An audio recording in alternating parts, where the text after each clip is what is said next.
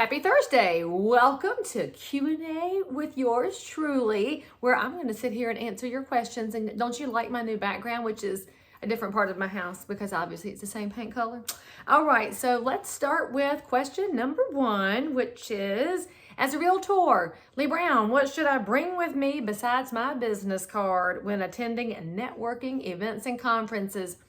For example, the big NAR annual conference coming up in Orlando, where there's a link actually in this video where you can go get registered if you have not yet. So let me tell you my best tips for a convention. The first tip is watch my packing video, which will be dropping here very soon. I will tell you everything you need, and it's really overly detailed, but if you want to see inside my closet, hey, it's your big chance. But anyway, your business cards, let's start with that. Some people Some people subscribe to the old school theory of bringing 1,000 cards and then spraying and praying and putting them everywhere. I'm going to be honest with y'all. I don't keep those business cards. That's a waste of money in my opinion. Here's what I keep. If I have a conversation with you, whether it's over coffee or a cocktail or in the bathroom, because don't overlook that. I have had some amazing connections start under the stall wall, or maybe it's just where you're interacting with somebody accidentally, committee meetings, anywhere. If I get to know you a little bit, I find out where you're from, how long you've been in and around real estate, maybe you tell me something interesting about your business model, your clients, your area, your kids, your dog, your cat. You've got chickens too, come talk to me. Those are the cards I want to keep, because when you're at a networking event, you're going to find more impact in a few meaningful conversations than you will ever find in a zillion connections that have no reference point at all. That's my first piece of advice. Now, here's what else you should bring with you to have a successful event. Bring a sweater or a scarf, because I'm going to tell you, these rooms are too cold. Instructors, event planners, we do it to keep you awake. We admit it, but make sure you bring something. You also, back to that networking piece, bring a little charging block with more than one USB in it. That is a great way to make friends with somebody, because you will see a panicked human around the edges of the room looking for a spare outlet. The AV people don't like us using extra outlets because we overload circuits because, hey, we're realtors. But if you've got a charging block that's got an extra USB in it, you could make a friend while your phones are charging during a class. It's so important to remember that what you're networking for is relationships. If you're there acting like you're networking for money, people will know it, and frankly, that's not sustainable. But if you're looking to create lifetime connections and friends, that, my friends, will not go out of style, and you'll actually stand apart in that sea of people. What have been some of your biggest takeaways and aha moments from real estate events and agents from connections this year? Look, y'all know I'm a junkie. I go to so many educational events. Even if I'm there to speak and present, you will often find me in another class because there's always something to learn. So let me go to my trusty book, because I keep a journal with me to write things down, because like many of you, I have about zero memory left. I blame the children, and I don't yet take ginseng, although I have heard that it helps for memory issues. So if you have another secret essential oil or herb to put in the comments, go right ahead, because Big Pharma's not my friend. But anyway, here's what I've learned so far this year. Let's see. I've got oh my gosh, my friend Lindsay Smith. He's a Canadian, so he's really cool. His wife, Wendy, just as delightful a human as he is.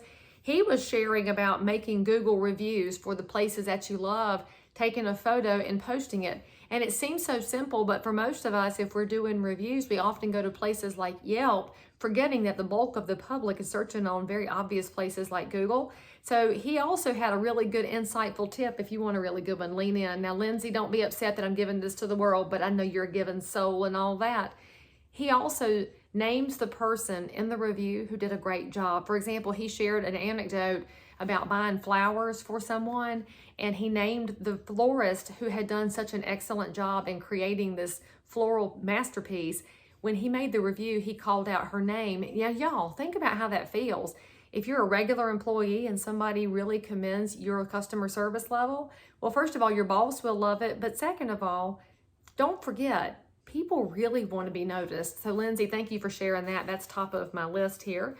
And let's see, there was also a wonderful idea that's actually coming into action with my team from my friend Beth Jaworski. She is a realtor in Wisconsin, and Beth is known in her community as the realtor of her community. she's been doing a scholarship at the high school. And I thought, well, my goodness, I could do a scholarship for a Cabarrus County high school or a high schooler, because I would also include the homeschools in mine. So currently we are working on a plan for that. So expect to see that roll out sometime soon. So thank you, Beth, because I love any way to reach more of my community, because then they can reach me for real estate one day. But in the meantime, I can just do good things. And then let's see, there was also a mention of improved data in RPR. That's the National Association of Realtors, Realtor Property Resource. So NARRPR.com.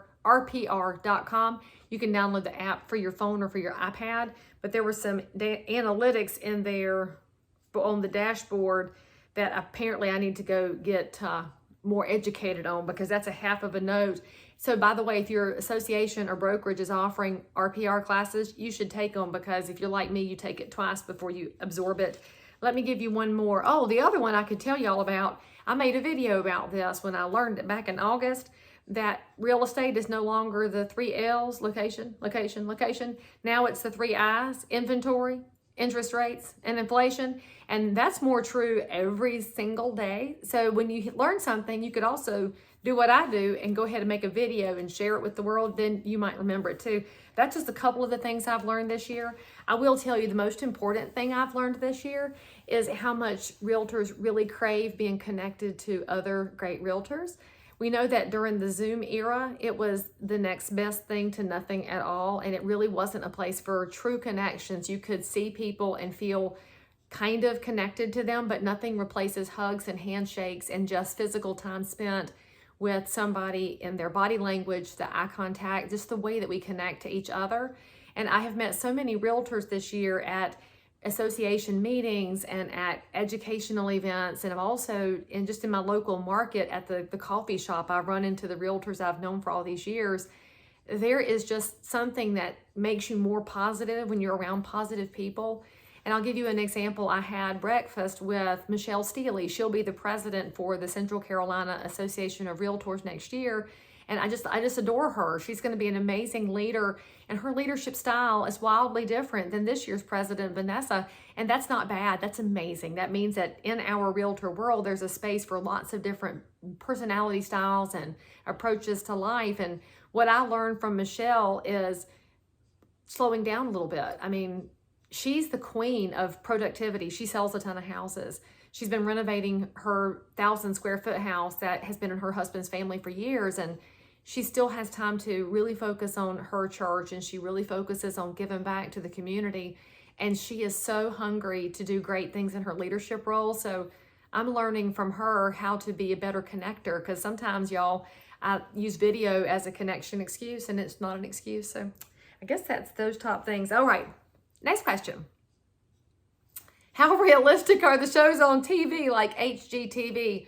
Obviously, they're dramatized, but does anything ring true? All right, so the first thing you should know about HGTV is nobody lives like that. Most of us live in a house that has one decent corner, like I'm showing y'all my decent corner right here.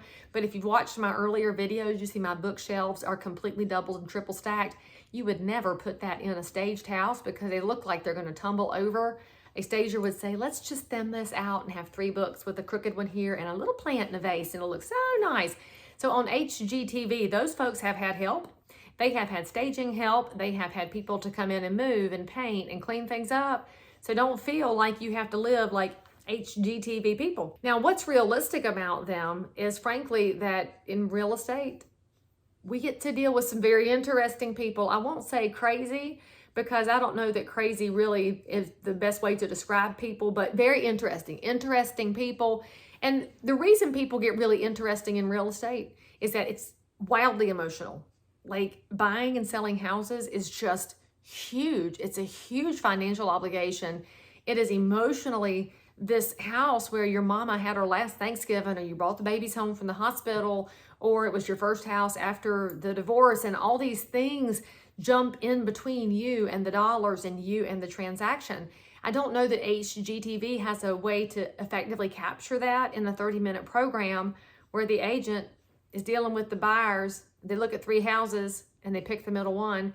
The other thing that's realistic is it can move that fast if the buyers are ready. The agent can be that prepared if they've done their work, but what's unrealistic is, frankly, this concept that it's easy. Because when you watch HGTV, you seldom see a house with fungal growth in the basement or crawl space.